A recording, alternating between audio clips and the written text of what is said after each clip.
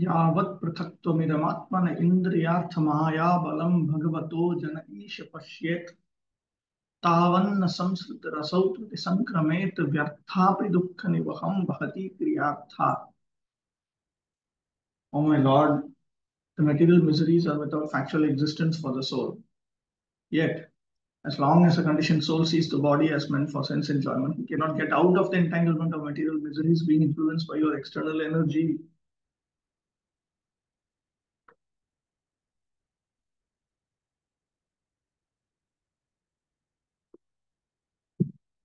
Hey Isha, Parameshwara, this is Anvaya. O Supreme Lord,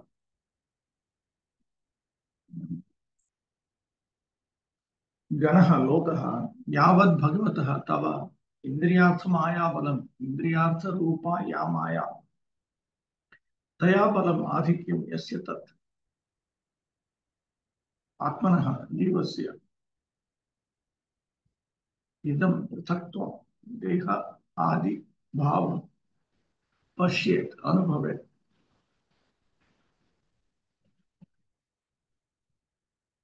As long as the living entity, the Jivatma, sees this, perceives this influence of Maya in the form of Indriyartha, sense objects, which belongs to you, Bhagavan, as being separate. That means, as he perceives the body and so on as meant for sense enjoyment, tavat vyartha api anitya api dukkha nivaham dukkha samuham vahati prapayanti kriyatha kriyanam artha phalam yasyam sa asau samsritihi na pratisankrameta na uparameta. Then his experience of this material distress, which comes about as striving for fruitive activities, will not stop.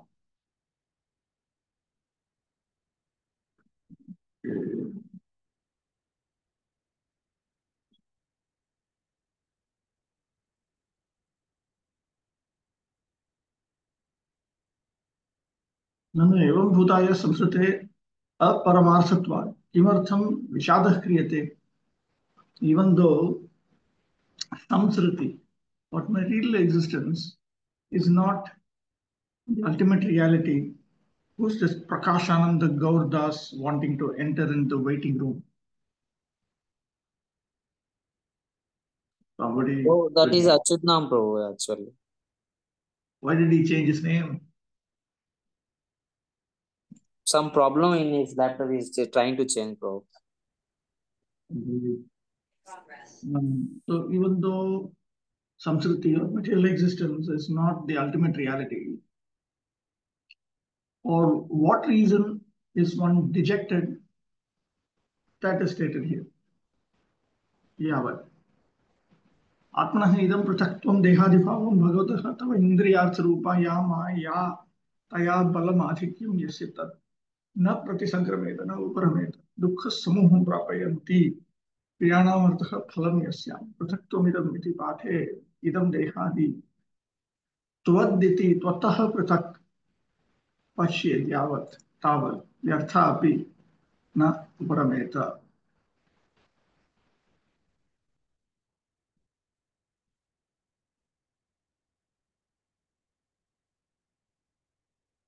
ननु एवं भूताय संस्कृतेर् अवस्तुभूतत्वात् अनया कथम् अवसीदसि.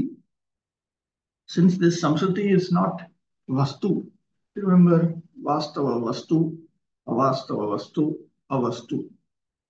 So since this experience of the material world is avastu, how is it that you experience distress? Anticipating this question, he speaks this. Yavat. यावत् आत्मनः जीवसि इदं पृथक्त्वं देहादिभावं पश्येत् अनुभवेत्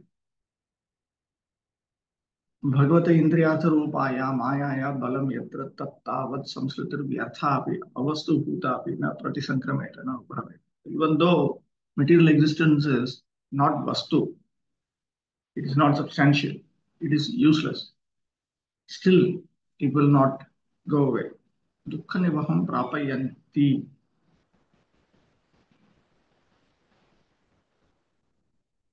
Prapayanti, this is long. यतः क्रियाणां कर्मणाम् अर्थः फलं यतः सा. हे परमेश, लोग सकल जय काल पर्यंत आपनार इंद्रिय फल प्रदात्री माया द्वारा वर्धित निजेर देहादि भाव के ग्रहण करे. As long as the people they accept an attitude of identification with the body and so on, that identification itself is increased by Maya, who actually brings about the results of sense enjoyment. And that Maya herself belongs to you. अर्थात स्वीय शुद्ध स्वरूप होते पृथक बोलिया उपलब्धि ना करे. And it is because of this influence of Maya that one is not able to realize that this body and so on are distinct from one's pure identity. से काल पर्यंत अनित्य दुख समूहेर प्रापक कर्म फल प्रसवकारी ये संसार व्यर्थ हो गए. Oh, until then, even though this experience of the material world, which brings about the results of one's karma in the form of distress, even though it is temporary and it is vyartha, it is useless. Taha hoite upar hoite parena. One cannot become renounced from them.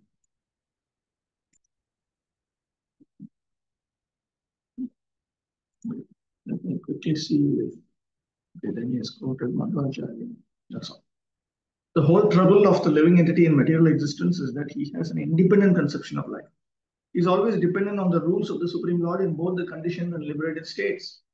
But by the influence of the external energy, the conditioned soul thinks himself independent of the supremacy of the personality of God. His constitutional position is to dovetail himself with the desire of the Supreme Will. But as long as he does not do so, he is sure to drag on in the shackles of material bondage. As stated in the Bhagavad Gita 2.55, Jahati Yadakaman Sarvan Partha Manogatan. He has to give up all sorts of plans manufactured by mental concoction. The living entity has to dovetail himself with the Supreme Will. That will help him to get out of the entanglement of material existence.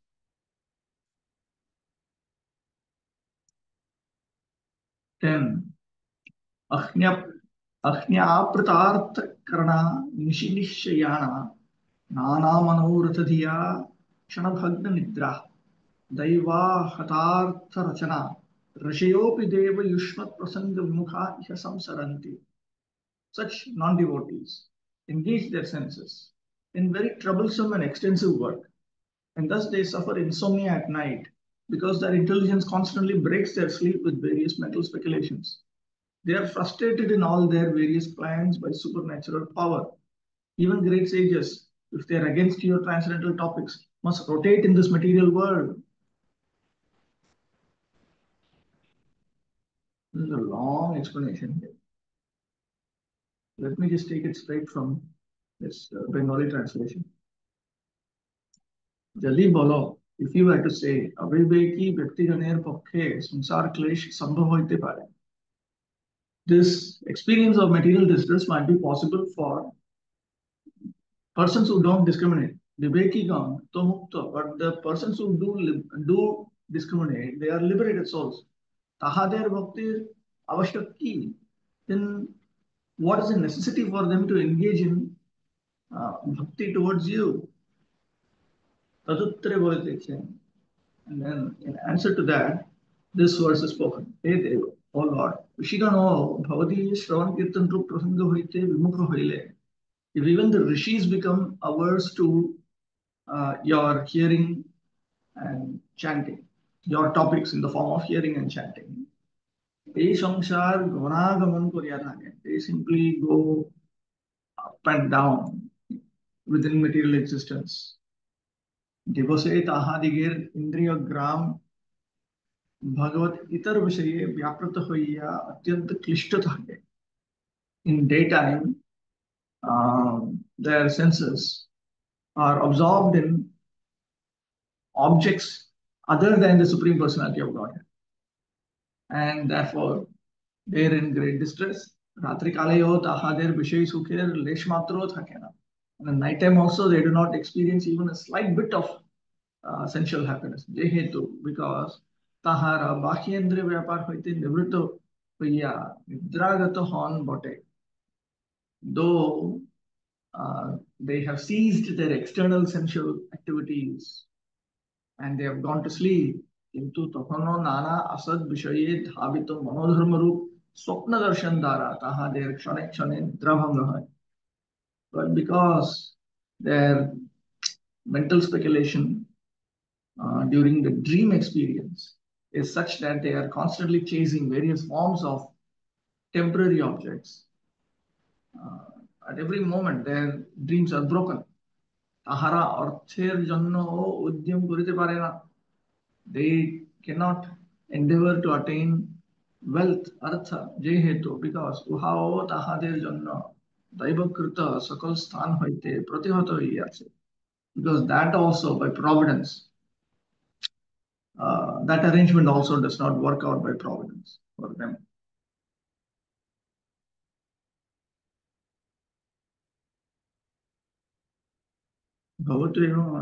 Okay.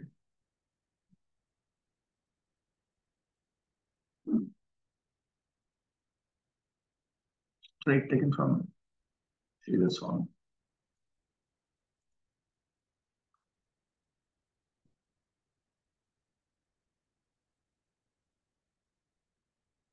Sanatana Goswami has noted that even the discriminating souls, if they are non-devotees, then constantly they experience the various distresses connected to samsara.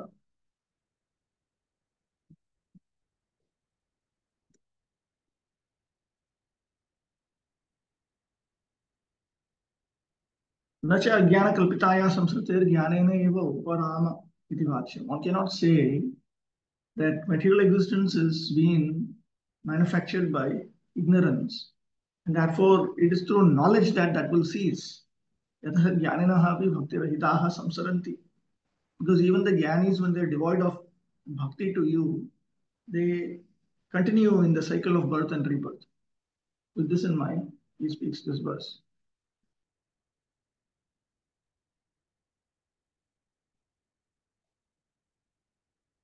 What is this ahniya? Yes, ahniya prata. Okay. Ahniya iti युष्मत् प्रसंग विमुखा ऋषयः ज्ञानिनः अपि एवं भूता सन्तः संसरन्ति इति अन्वयः. Even rishis, which refer to jnanis, who are averse to your topics, they undergo material existence. Munayah iti cha pathaha. Sometimes the word munayah appears instead of rishayah. Where is that?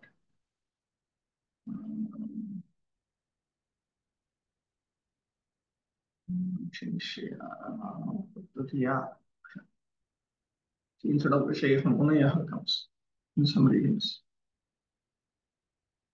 तदम्भूताः ज्ञापृतानि नानाव्यापारयुक्तानि आर्तानि च करणानि इन्द्रियाणि येषां तथा भूता दैवेन आहता अर्थरचना भोग्यवस्तुप्रतिपादनानि येषां ते एवं च दैवेन ते इत्यनेन कर्मिणः क्षुत्र इत्यादिना मूढाः अज्ञापृता इत्यनेन ज्ञानेन इति त्रिविधा संसारेण उक्ता. 3.9.7 refers to karmis. 3.9.8 refers to foolish people. 3.9.10 refers to these jnanis. These are so-called jnanis, namesake jnanis. These are three types of souls who are part of material existence. as described in previous verses. Okay, wait. Let's check now. What is he doing? Bhakti-vaibhava is paraphrasing Jiva Goswami. He's also quoting from Haribhakti Kalpatika. Well, let me just deal with Jiva Goswami. Bhaktisiddhanta Saraswati's explanatory translation of Jiva Goswami. He says, I'm not going to read out and translate, I'll simply just do a running translation. All the personalities who are averse to the Supreme Personality of Godhead, because of depending on knowledge coming from sense perception, they are fixed in false argumentation. And therefore, they are averse to the divine transcendental Sachidananda form of Sri Bhagavan by considering them that form to be material. And they are also averse to the topics of the Supreme Personality of Godhead in the form of Shravanam Kirtanam. These people have to fall into material existence. And then that's not the only thing.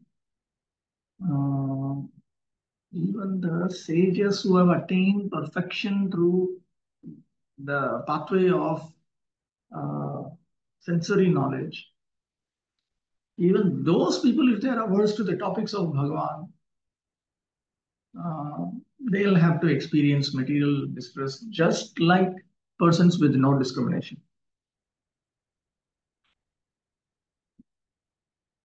Even the sages, up to the sages, anyone who is devoid of Bhagavad Bhakti has to experience distress while going up and down in samsara.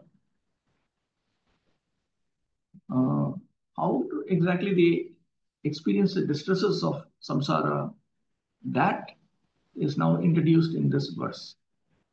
In the 10th canto also, it is stated. This is 10.2.26. So here.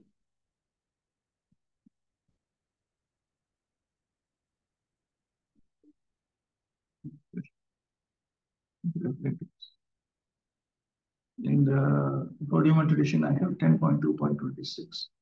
Here it says 10.2.32. But the verse is saying, "O lotus-eyed Lord, that all those persons who are hankering for impersonal, the realization of impersonal Brahman, they consider themselves to be liberated. So they think, I am liberated. So what is the need for me to execute Bhagavad Bhakti? So then they neglect the service to your lotus feet. So with great difficulty, they have climbed themselves to the supreme abode of Brahman, which is beyond Maya. And then, because they are neglectful of Bhagavad Bhakti, they fall down. Therefore, Srimad Bhagavatam in the 6th canto, that is this. The reference here that is printed here is 6.3.18 to 22.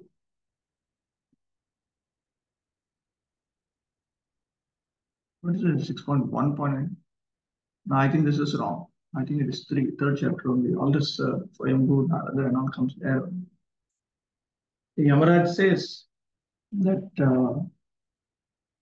that supreme dharma, which is directly promoted by the Supreme Personality of Godhead, that topic, what to speak of sages such as Bhrigu or the Devas or the Siddhas or the Asuras or the human beings, nobody understands.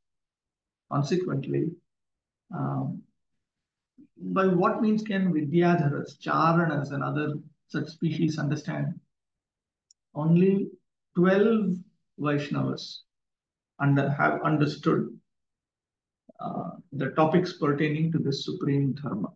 Their names are Brahma, Shambhu, Sanatkumar, Narada, Kapila, the beloved son of Devahuti, Manu, Prahlad, Janaka, Bhishma, Shukadev, and I myself, Yamaraj. Only we 12 understand Bhagavata Dharma because this Dharma is completely pure. It is supremely confidential, supremely most confidential, and it is most difficult to understand. If one understands this, then one attains the supreme goal of life. Therefore, other than those who have surrendered themselves unto Bhagavan, the other mental speculators, how can they understand Dharma? Oh, my dear messengers, through Nama Sankirtana and other such devotional service to Bhagavan, Bhagavan Bhakti Yoga to Bhagavan Sri Krishna takes place. And this process which leads to that, that is the best dharma for every person. That is how he paraphrases these verses.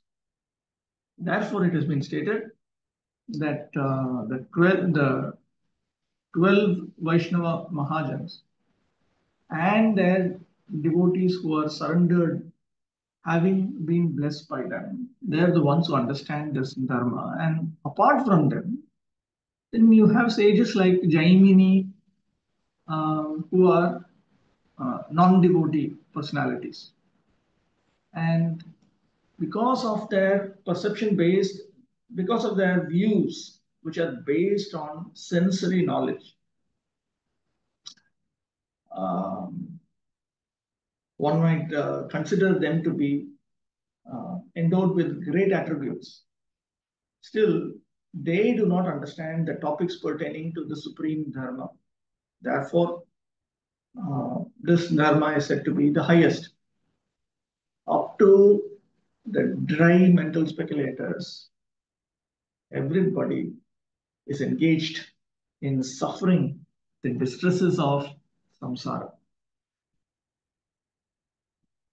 Then he quotes a parallel verse from Haribhakti Kalpadadika, 14.6.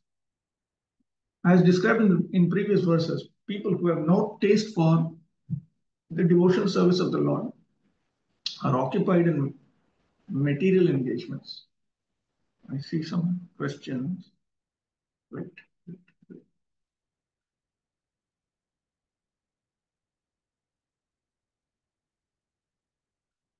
Sometimes it has been experienced that even for devotees also the sleeping problem is there, either more or less sleep due to more thinking, planning about preaching activities. No, this is entirely different. This is not thinking about sense enjoyment, thinking about how to serve the Lord. That will purify one from lust, anger, greed. That will bring one to realization of Sambandha Jnana and so on. So that is our different nature. Here, we are talking about those who don't attain spiritual perfection and who are not satisfied in materially also. So it's a different type of problem. Dharmatma Prabhu. Yes, Prabhu. The 10.2.32 that came in this commentary, Aruhi Krichena Parampadam. Even Prabhupada and other acharyas talks about that. It just talks about the person who have achieved Jivan Mukti. It does not talk about that who have already achieved Brahman. I mean, who has merged in Brahman. So some people say that those who have merged in Brahman, they never come down. It's just like kind of jiva fall down, I think. That controversy. So, but the verse also says Aruhya Krikshena Parampadam. Yeah. It also says this. So I think that this meaning also has to be taken into consideration. At any rate, those who attain the impersonal Brahman are enemies of the Lord also. They are not some great. So I'm not surprised if these characters follow. Those who are pure devotees of the Lord, when they attain the Lord, that's a different situation. But these are enemies of the Lord now. They only attain this much. But the acharyas, they when they write like Vishwanath Chakravarti Thakur, he also quotes then again that whoever even has achieved Brahman, they never fall down. He firstly talks about that. It is being talk means this verse talks about Jivan Muktas because, and then he quotes some verse from some scripture, some Shruti also. That has to be examined. Because he also says that the living entities are constitutionally servants of the Lord. That also he accepts. Okay. All the writings of the Acharya, if you take any particular Acharya and want to understand what all he has said on a given topic, it's not enough if you only look at one particular verse. You'll have to examine various statements. Like for instance, that Anukulya and Krishnanushilanam. You look at Vishwanath Chakravarti's Bhakti-vaibhava commentary, then you form a certain understanding. But if you examine his own Gita commentary, then you understand there are various other meanings pertaining to that. So you have to consolidate that. So this requires more study before we jump to a conclusion. Okay, Achyutanam Prabhu. Prabhuji, these 12 Mahajans who have knowledge about Lord and the process to teach him. There is Manu. So this Manu is a post. So is the devotee occupying the post is having this knowledge, or the anyone who occupies this post will have this knowledge? First of all, posts are not just given like that. And it appears to me,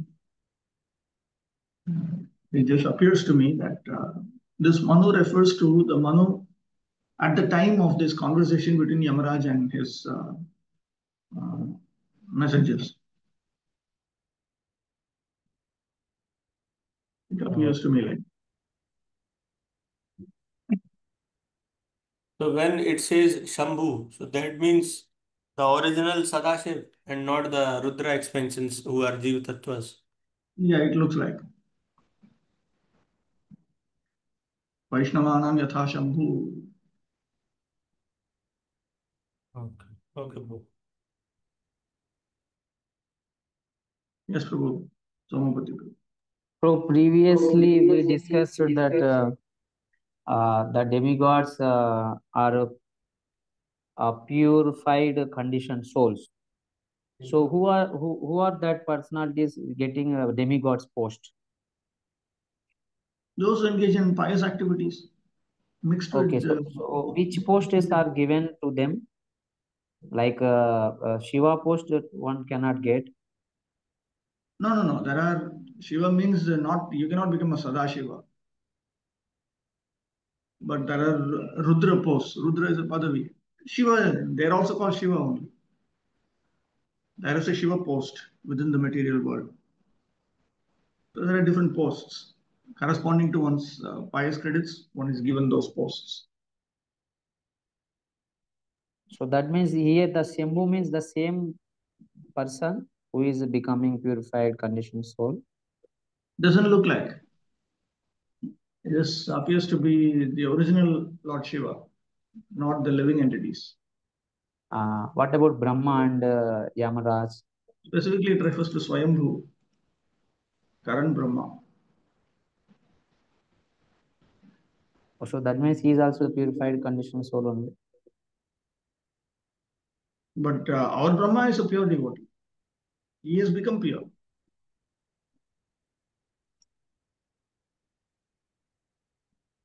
Okay.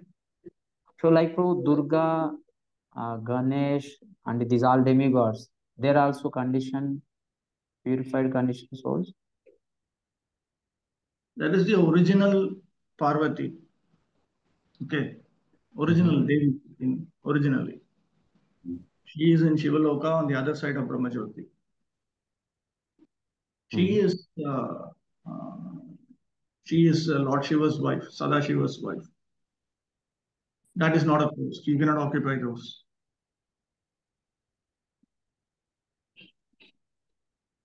Okay. Okay.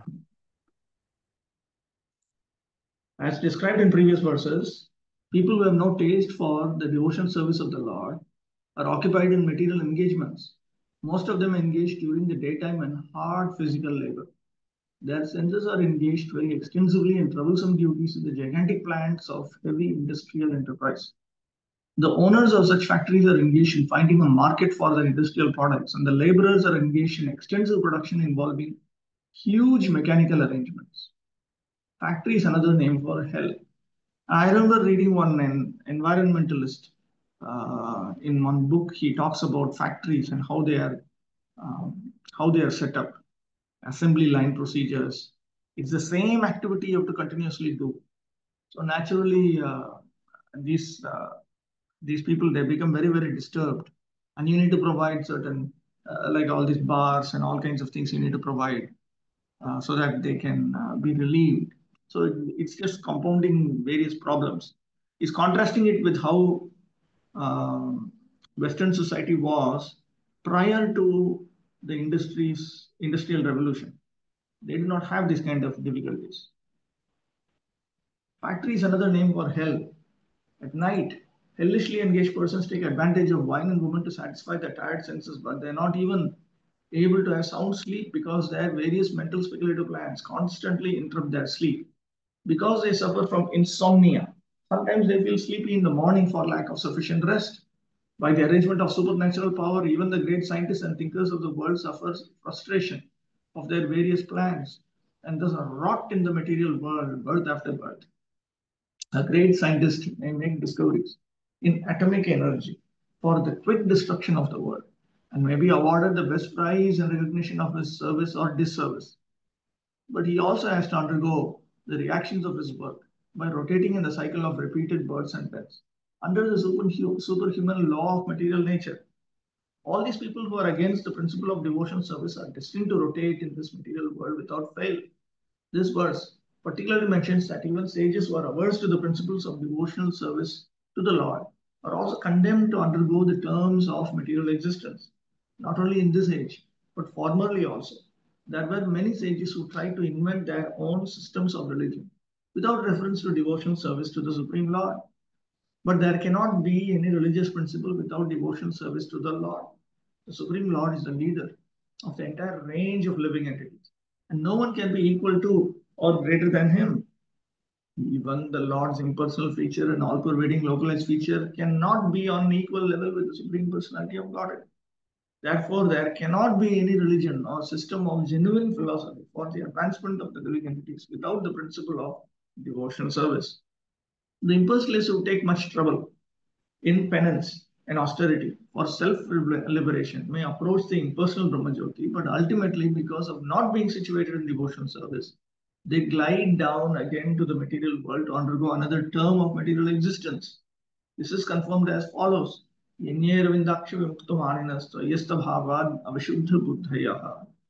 आरुह्य कृष्णेन परम पदम ततः पतन्त्यधो नादृत युष्मदन्धयः.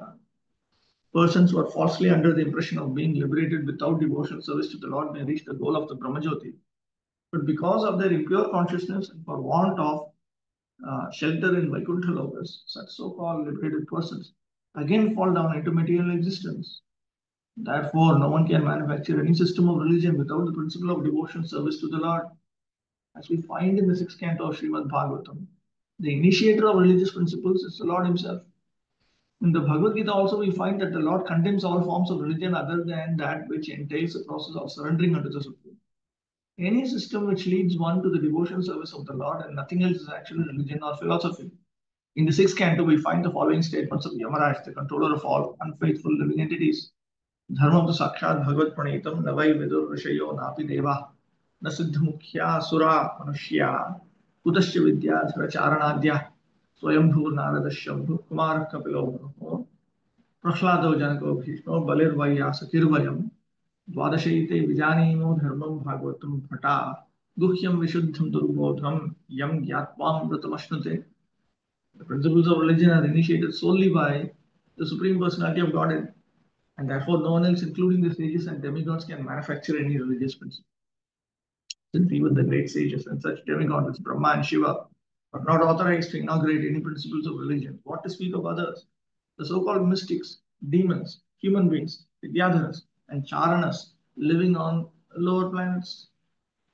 12 personalities, Brahma, Narada, Lord Shiva, Kumara, Kapila, Manu, Prahlad Maharaj, Janaka Maharaj, Bhishma, Bali, Shukadev Goswami, and Yamaraj are agents of the Lord authorized to speak and propagate the principles of religion. The principles of religion are not open to any ordinary living entity. A human being must first be brought onto the platform of morality. Non-violence, etc., are necessary for misguided persons because unless one is moral and non-violent, one cannot understand the principles of religion. It is very difficult to understand what actual religion is, even if one is situated in the principles of morality and non-violence. So you have morality, non-violence, then you have religion, then you have actual religion. Actual religion is very confidential because as soon as one is conversant with the real principles of religion, one is liberated and enters onto the path to the eternal life of bliss and knowledge.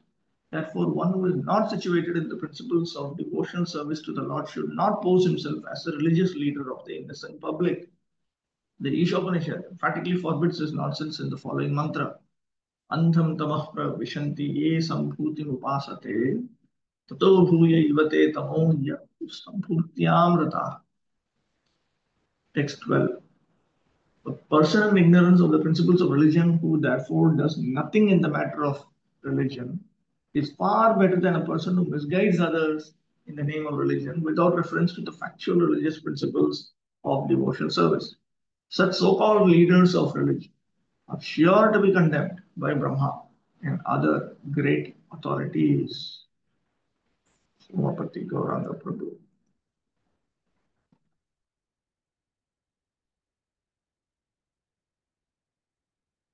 Hare Krishna, Prabhu.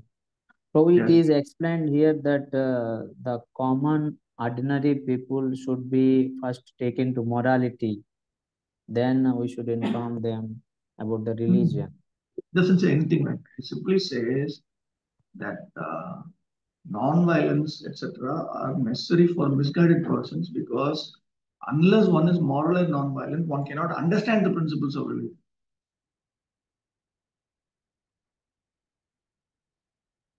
This is not some new thing. We already saw it in Bhakti Shastri also.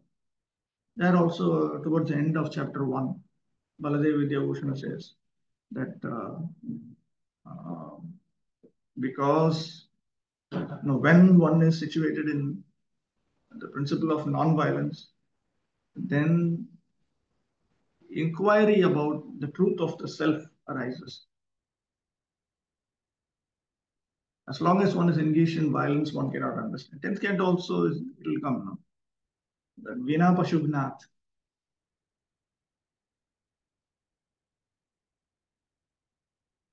So as long as one is non-violent, he cannot understand. He cannot understand.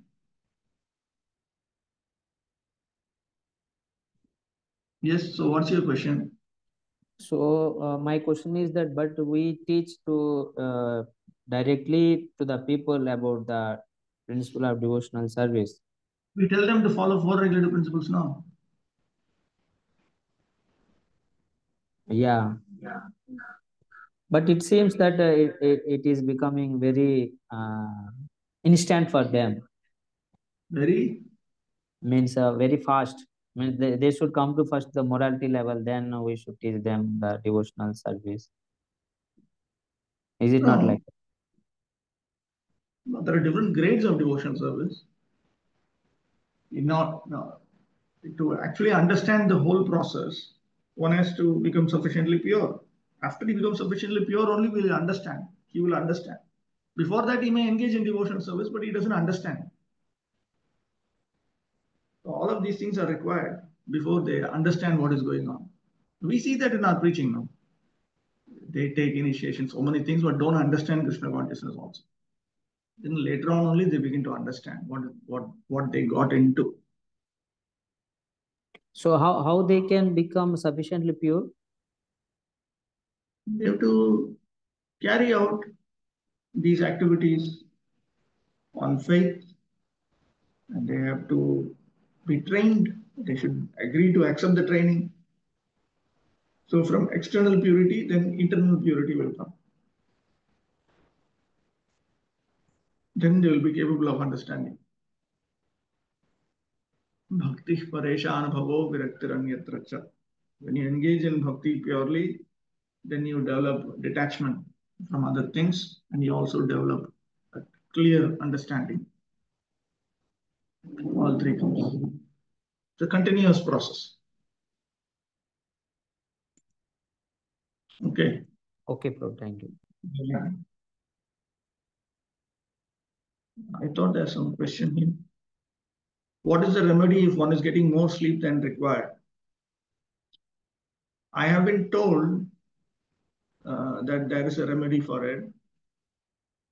Preliminary remedy, I've been told, is that one should sleep earlier and he should accept a routine life. Then gradually that is resolved.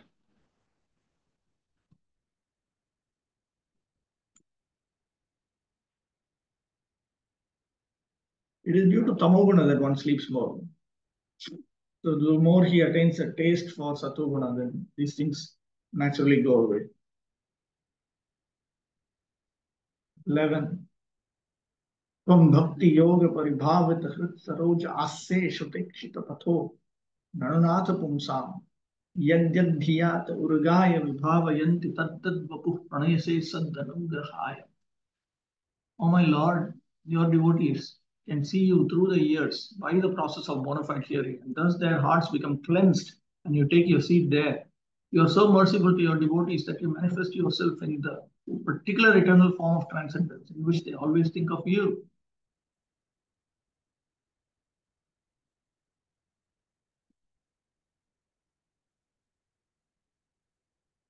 Bhaktisiddhanta Saraswati Thakur, oh Lord, after in this world one hears about your topics from the spiritual master,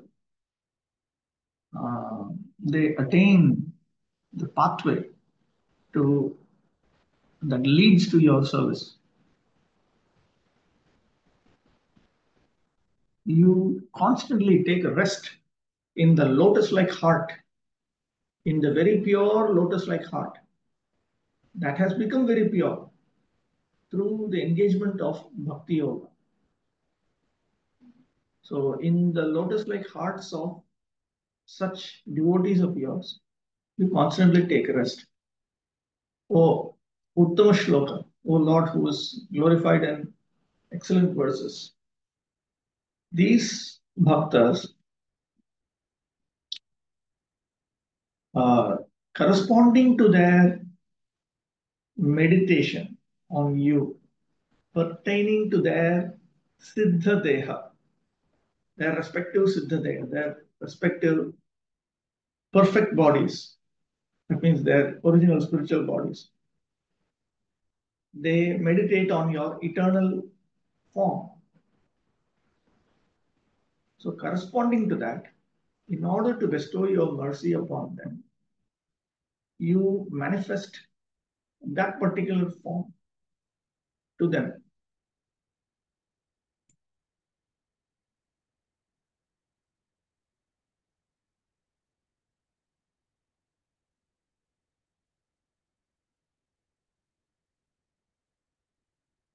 तदेव भक्तानां संसारम अनिवृत्तिमुक्त्वा भक्तानां तन्निवृत्तिमाह त्वमिति. That samsara does not stop for the abhaktas has been stated. Now, he states that samsara does stop for bhaktas. You stay in the lotus heart that has been purified through bhakti yoga. They have accepted the pathway through which you are seeing through hearing. Even without hearing, your devotees when by their own desire they meditate upon the specific forms of yourself, you reveal those forms. This is to benefit the good devotees, saintly devotees. Bhaktastu jnanam vinapi samsaram nistaranti iti kim vaktavyam yatah bhaktya twamapi adhinikurvanti ityah. What to speak of the bhaktas crossing over samsara without taking advantage of the process of jnana. They even make you subordinate to them through their bhakti. That is pointed out in this verse. Bhakti yogena pari sarvato bhavena bhavite vasite bhavitam vasita trishvityam yadva he bhakti yoga pari bhavitam. In the hearts of the devotees that are fragrant with complete engagement in bhakti yoga. Otherwise, bhakti yoga paribhavita can be taken as a separate word.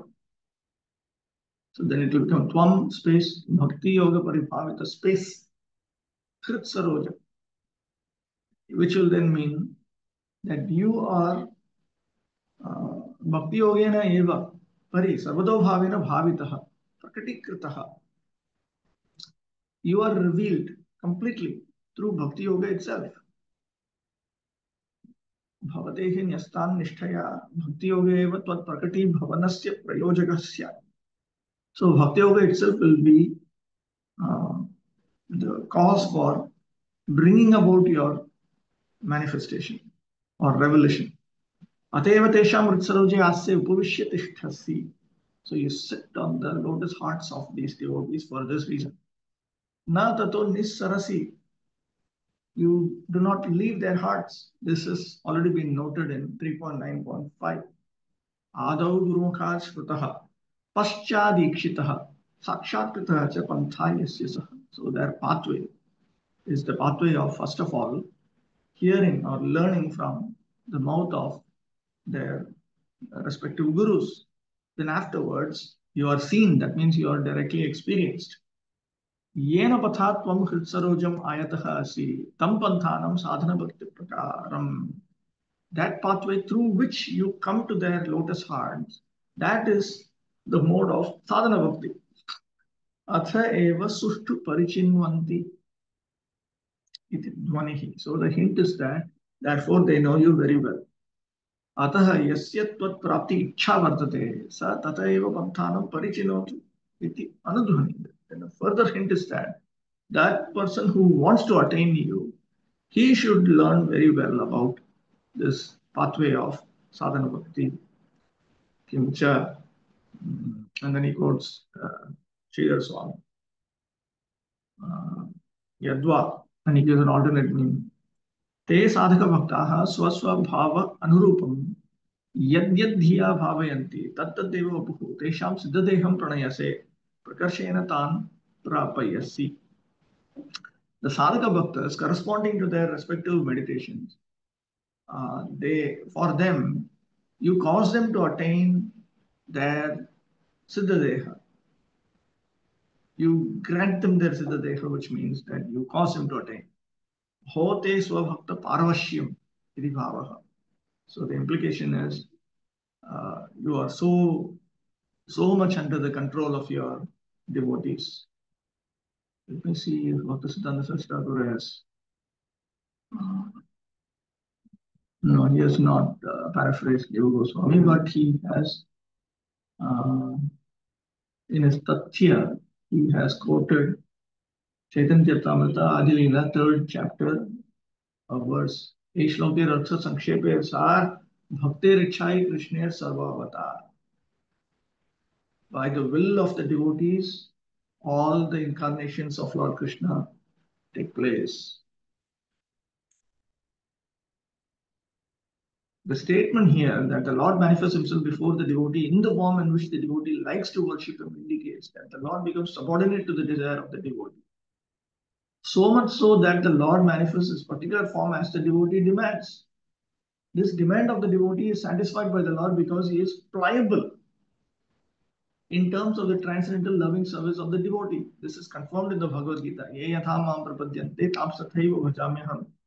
We should note, however, that the Lord is never the order supplier of the devotee.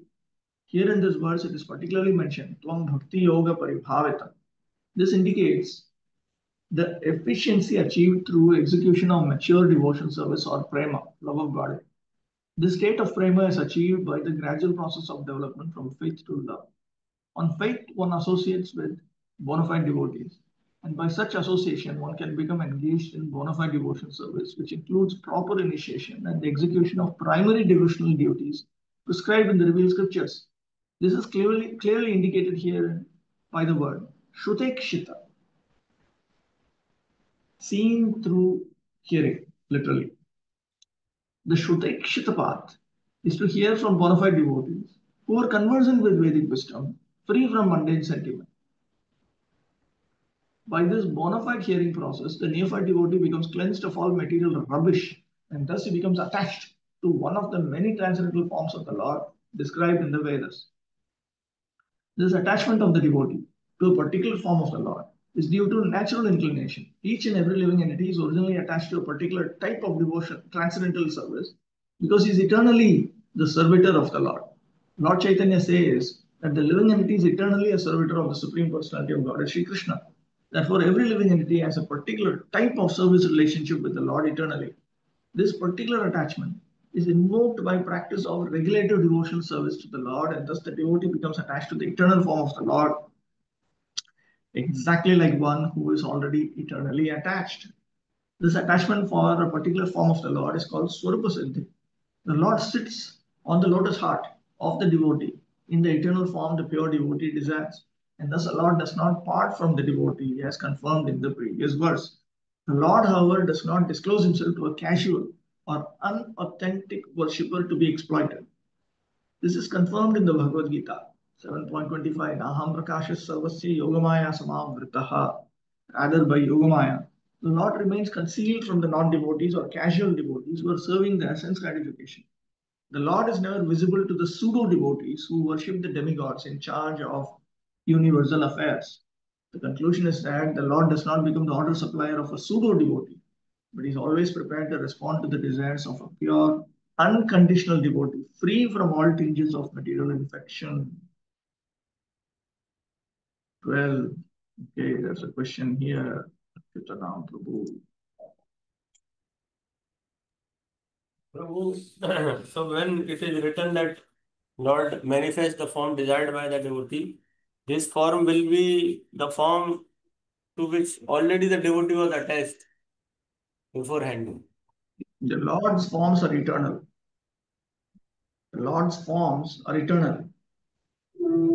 That is why it is said Shrutekshita Patha.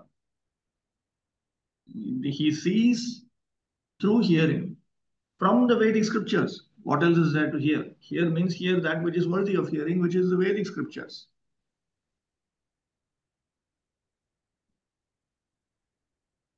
So it is those forms are already described in the scripture, and he becomes attached to them, and those forms are revealed. Revealed means revealed in this world. That form might be in Shastra, but may not be revealed in the past. So this also explains the principle of incarnation itself. Why the Lord incarnates in this world? He incarnates to satisfy his pure devotees. So in addition, so there may be a pretext. Yada yada hi dharmasya glanirvavati bharata abhyuttanam adharmasya tadatmanam srijamyaham. These are standard pretexts. But the deeper reason is this. There are devotees who desire to see the Supreme Lord in this world in a particular form. So it is not just their internal realization or internal direct experience of these forms. It is also talking about the external revelation, which is the incarnation. Somapati Gauranga Prabhu.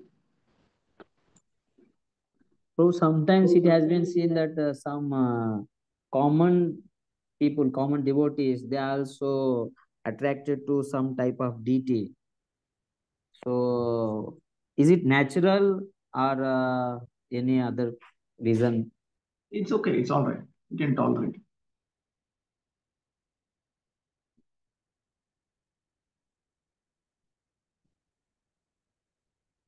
But they should stay within their within their within their limit. They cannot say that they cannot discriminate between the Lord's forms as long as they have desires for dharma, artha, kama. Those who have desires for dharma, artha, kama, they cannot. They don't have the right to choose particular forms of the Lord. This comes out in Govinda Vashi. Sometimes it can be demigod also. What? That's nonsense. That is. Okay, 12. नाति प्रसीदति तथोपचारे आराधित सुरगणे हृदिबद्ध कामे यत्सर्वभूतदयया अलभ्य यैको नानाजनेषु अवहितः सुकृदन्तरात्मा. My Lord, you are not very much satisfied when you are worshipped by the demigods who arrange for your worship very pompously with various paraphernalia, but who are full of material hankerings.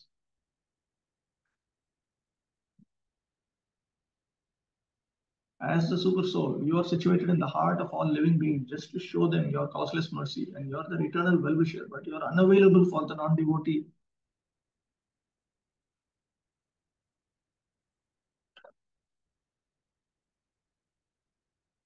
Bhaktanam cha nishkamanam tvam atisurabaha na iteresha.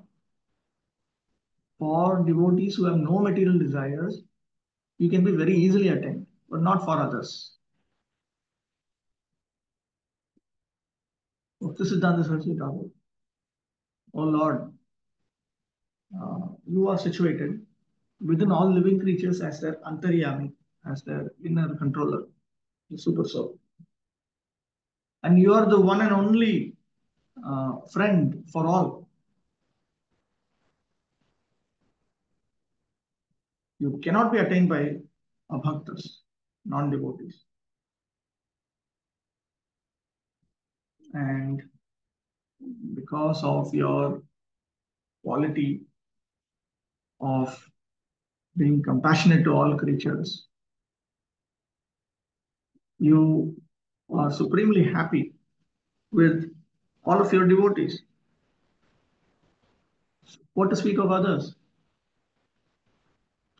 The Sakama Devas, they also engage in worship. And still, you are not satisfied to that degree.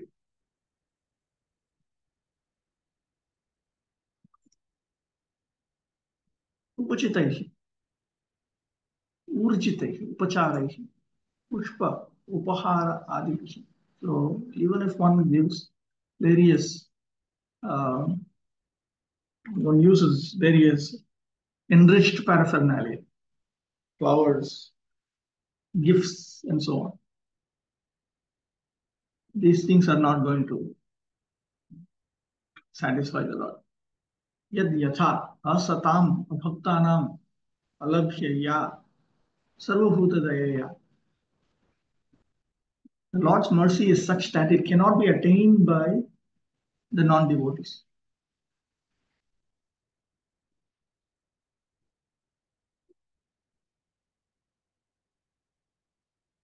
Teshu api nishkama bhaktanam eva atishreshtam natu sakamanam. Amongst the Lord's devotees, the devotion or the Lord's mercy towards the nishkama bhaktas is the very best, not his mercy to the sakama devotees. Ati prasidati bhava iti sheshaha. You're not very satisfied with the Sakama devotees, the materialistic devotees. Sakamanam swarthaparatva deva sarvabhuteshu dayaya abhavam. एव अति प्रसाद अभावे हेतु enjoying निष्कामानां तु परार्थपरत्वात् सर्वभूत दया साहजिकी अति प्रसादः अपि साहजिक इत्याह. The reason for this, the Sakama devotees, they are selfish, and because of that, they do not have mercy for all living creatures. Therefore, the Lord is not very satisfied with them. While revealing this, it is also pointed out that the Nishkama devotees, because they are selfless, compassion for all creatures is natural to them, and therefore his extreme satisfaction with them is also natural. Yad yatha sarvabhuta dayaya ati prasidati. They are very satisfied he is very satisfied out of his compassion for all creatures. Satam alabhyaya dayaya. This compassion cannot be attained by the asat. Ati prasade hetu ekeva bhavan nana janeshu avahitaha krita avadhana. The reason why he is very satisfied with these pure, the Nishkama devotees, is that he is very much attentive amongst all the different living souls. Yataha sukrit hiteshi, because you are their well-wisher. Nanu evam ched aham eva swayam kripaya tan katham na udharami atraha. So then in that case, Brahmaji anticipates that Lord Vishnu would ask him, if I have so much of well wishes for all these souls, then why I myself cannot, out of compassion, just deliver them? Anticipating that, he uses the word antaratma, the last word, antaratma. Tvam svabhakta eva etat yasho danartham jagat uddharinim स्वकृपा शक्तिम तेषु निधाय सर्वत्र अंतर्यामी स्वरूपेण स्वयं. It's not Audasya. It must be Audasini. Let me check.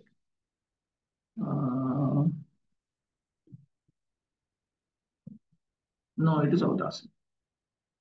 Audasya anyway, same as Udasinata.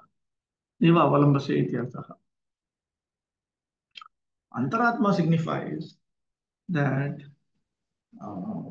Lord Brahma wants to convey to Lord Vishnu, you want to give the pain of delivering this world to your devotee. So you empower them with the potency of your mercy.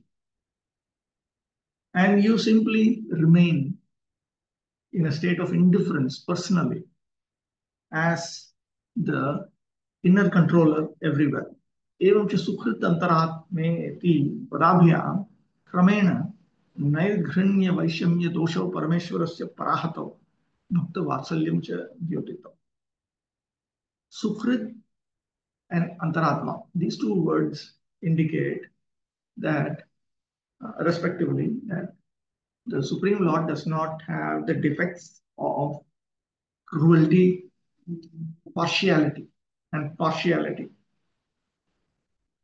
It is also indicated that he is merciful to his devotees. Nacha evam sarvamukti prasanga iti vachyam. Now, one should not argue that this will lead to a situation where everybody will get liberation. सर्वभूत दयया इत्यत्र क्षत्रिणः गच्छन्ति इति वा सर्वशब्दस्य प्राचुर्यमात्रार्थपरत्वेन अभिधानात् भगवद्भक्त कृपायापि प्रायः खलु असर्वत्रिकत्वदर्शनम्. Now here, mercy to every living entity should not be taken in the literal sense, because the mercy of the devotees of the Supreme Lord almost always is seen to not fall on everyone. Yadva, alternate meaning. Bhaktena sarvabhuteshu eva daya karya eva tadapi na sarvamukti drashtavya. Even though the devotee should be merciful to all the living creatures, Still, one should not think that everybody is going to get liberated. Nahi sarvatra eva uktani api bijani ushara kshara adi bhumishi api prarohanti. You may throw seeds everywhere on land, but still there are lands where which are infertile. Let me just say like this. So those places, the seeds are not going to grow. Iti narada adinam api daksha adishu kripayaha phalatva adrishte. And we see the mercy of great souls like Narada do not produce the desired results in persons like Daksha.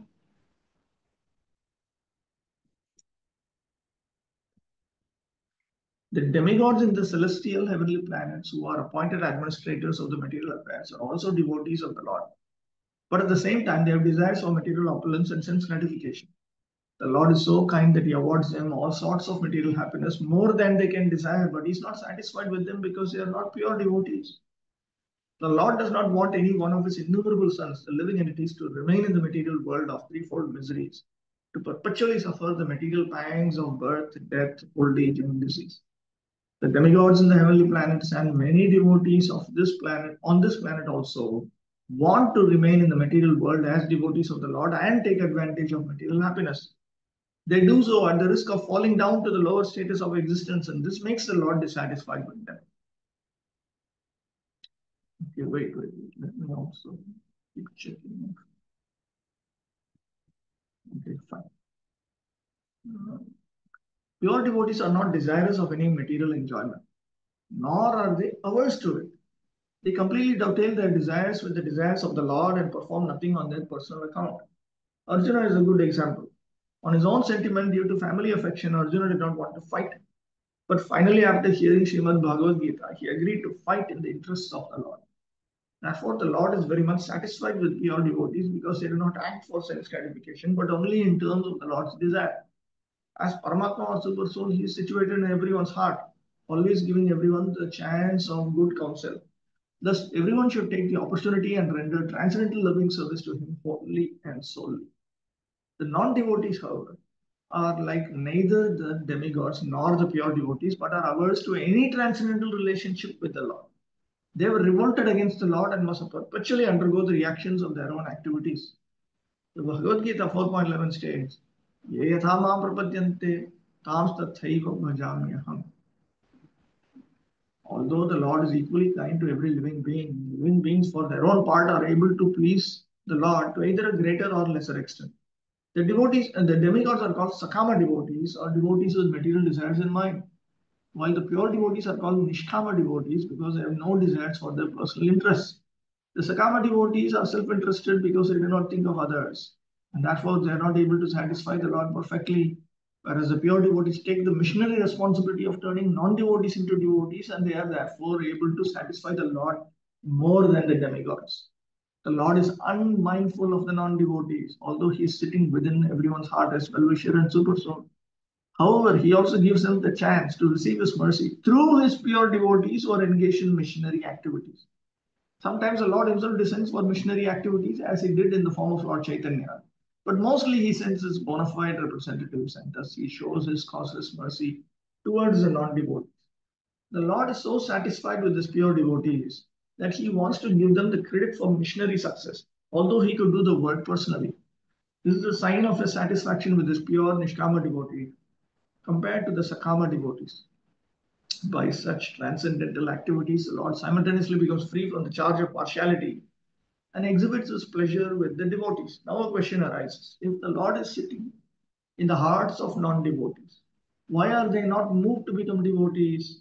It may be answered that the stubborn non-devotees are like barren land or an alkaline field where no agricultural activities can be successful.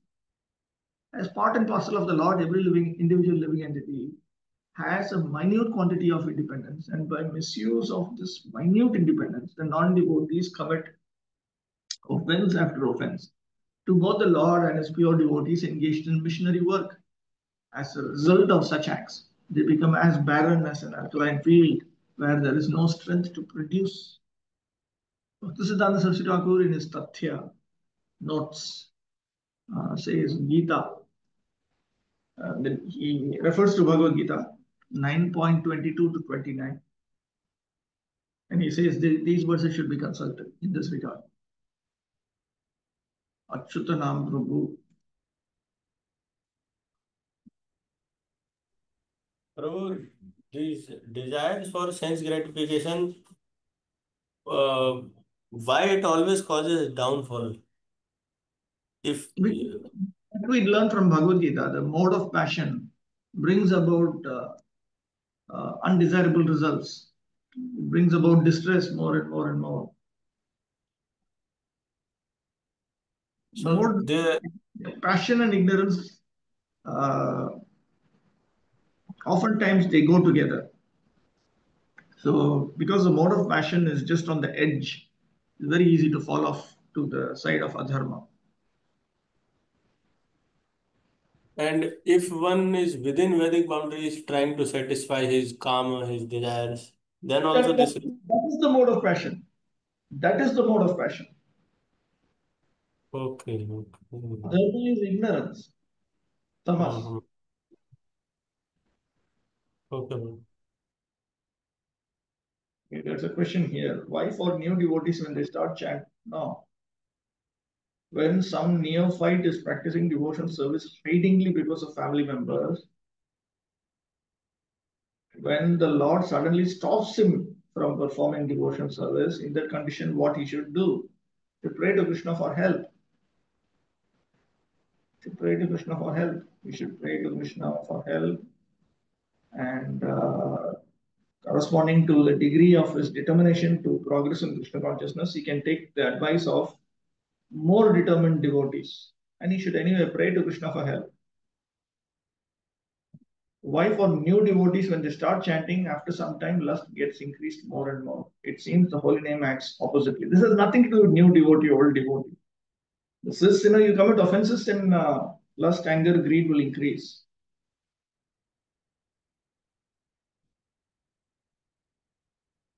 Shravanam Kirtanam is compared to watering the Bhaktilata beach, but the weeds will also grow. And this also has nothing to do with new devotee, old devotee. If we are careless and we allow these weeds to grow, then the weeds will overtake, and the original plant will not get the water. These are eternal principles. The holy name is not acting oppositely. You are not chanting the pure holy name. You are not even chanting the reflected holy name, Namabhas, properly.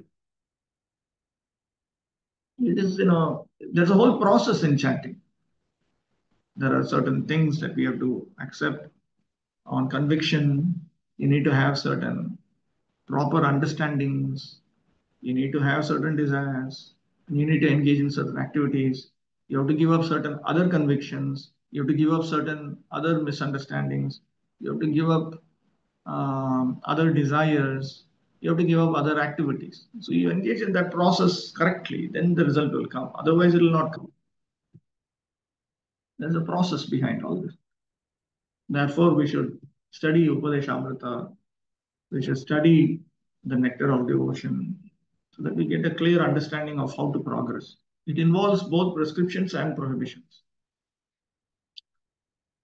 Okay, text 13.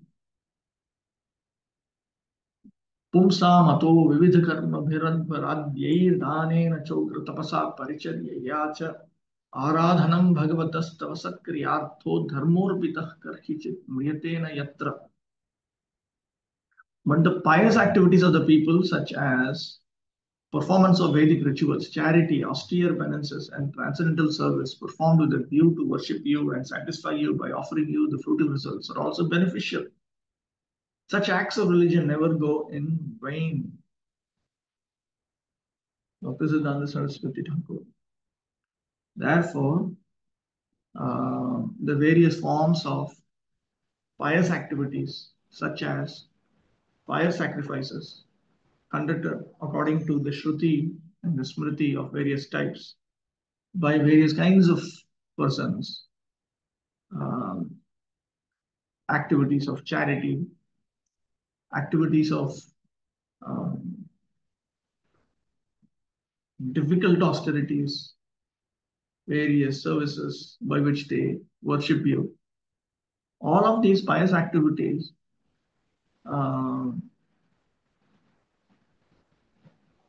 they lead to the good result of that worship of you.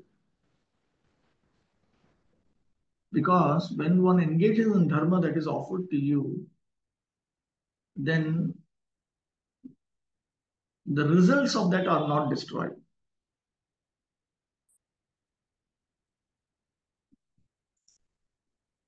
यतः स कामानां भवान् न अति प्रसीदति अतः कामप्राप्तिः क्रियाणाम् उत्तमं फलं न भवति किन्तु तत् प्रणीनमेव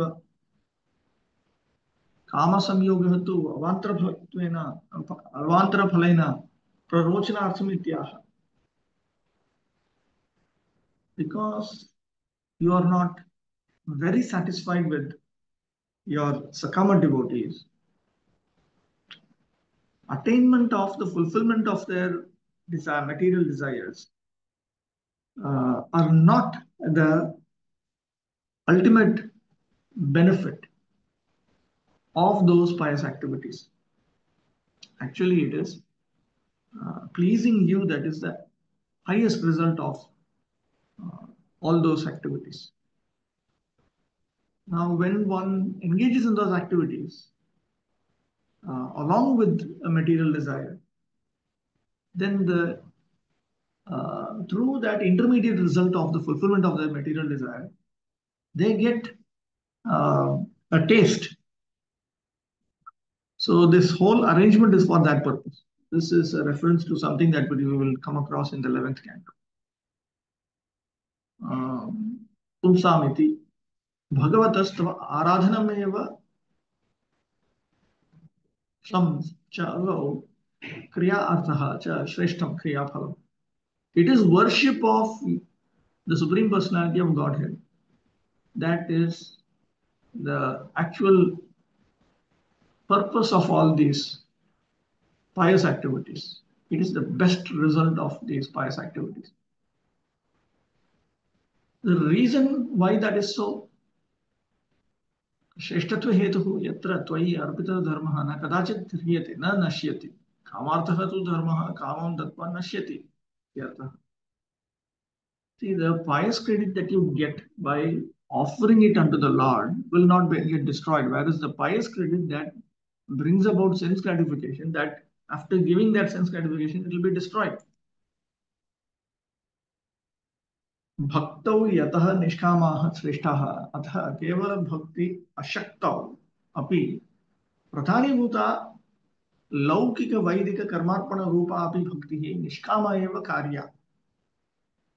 If okay, because this is Vishwanath Chakravarti's explanation, far superior explanation. Because amongst the different forms of bhakti, Nishkama bhakti is superior. Those who are incapable of engaging in Kevala bhakti should engage in Pradhani Bhuta bhakti, in which one offers various worldly and Vedic activities to the Supreme Lord, but that should be engaged without material desires, with a Nishkama spirit. That is pointed out in the current verse. विविध कर्मभिः लौकिकः अध्वर आद्यैः वैदिकैः च त्वत् अर्पितैः आराधनं यत् करोषि यदश्नासि भगवता शिक्षितम् इत्यर्थः. So when one offers all these activities, various types of pious activities, which are just according to worldly, sinless, worldly conventions, or according to what is exactly specified in the Vedas in the form of particular types of fire sacrifices or Vedic rituals, when one offers them and in that way worships you, in accordance with what you have taught in Bhagavad Gita 9.27, अत्र लौकिक वैदिक निखिल कर्मार्पणं गुणीभूतायां वैदिकस्य एव न तु लौकिकस्य केवलायां लौकिकस्य तथा श्रवण कीर्तनादेश्य अर्पितस्य एव कारणम् इति भेदः द्रष्टव्यः. Now, in Gunibhuta Bhakti, one can only offer Vedic activities to the Supreme Lord. And in Kevala Bhakti, one does not offer worldly activities.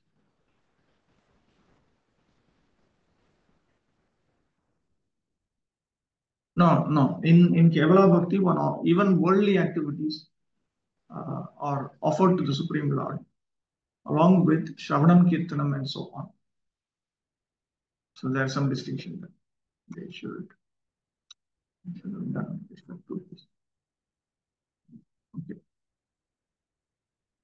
Satkriyaarthaha tadeva satkarmanam phalam. So that itself is the result of these pious activities. Kutaha, why is it so? Yatra tvayi arpitaha dharmaha karhichitapi na mriyate na nashyati. Because the dharma that is offered unto you does not die, does not become destroyed. Kintu arahana rupena parinamati, because it transforms into a form of worship of you. Amarthaha tu dharmaha kamam tatva nashyati. Whereas the pious credit that brings about sense gratification, it just gets destroyed after that.